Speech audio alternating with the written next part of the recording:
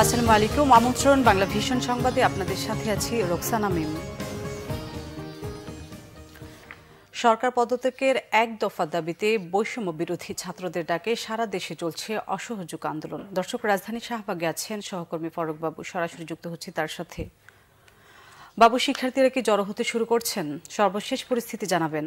এখানে সকাল 10:30 নাগাদ আমরা যেটা দেখতে পেয়েছি যে রাজধানীর শাহবাগ মোড়ে এখানে কিছু ছাত্রলীগ কর্মীরা তারা উপস্থিত হয়ে বিক্ষিপ্ত ছাত্র জনতার উপরে কয়েকটি হামলা চালিয়েছে। পরবর্তীতে ঢাকা ইউনিভার্সিটির মধ্য থেকে মূলত একটি মিছিল চলে আসে ছাত্র জনতা। সেই মিছিল আসার পরে এখান থেকে ছাত্রলীগ তারা যে পরবর্তীতে বঙ্গবন্ধু মেডিকেল কলেজের মধ্যে অবস্থান নেয় এবং পরবর্তীতে যাদেরকে হামলা চলেছিল তারা সহ এখানে বিক্ষিপ্ত ছাত্র জনতা এখন মেডিকেলের সামনে তারা অবস্থান করছে। সেই সাথে শাহবাগ মোড় সম্পূর্ণ দখলে রেখেছেন ছাত্র জনতারা।